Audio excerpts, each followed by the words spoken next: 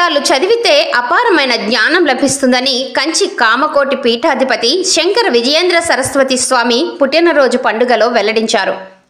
తిరుపతి జిల్లా శ్రీకాళహస్తి కైలాసనాథుని సన్నిధిలో గత వారం రోజులుగా లోక కళ్యాణం కోసం నిర్వహించే హోమం యోగశాల ప్రాంగణం నందు పుట్టినరోజు జరుపుకున్న కంచి కామకోటి పీఠాధిపతి స్వామివారు దేవస్థానం ఈవో బాపిరాజుకు సూచనలు సలహాలు ఇస్తూ ఈ ప్రదేశంలో సంస్కృత వేద పాఠశాలను ఏర్పాటు చేస్తే మంచిదని స్వామివారు సెలవిచ్చారు.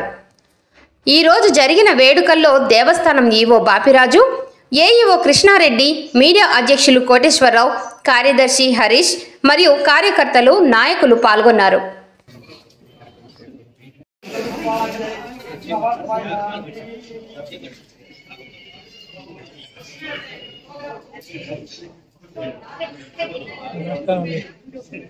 ఊరికి వస్తున్నాం నవరాత్రి.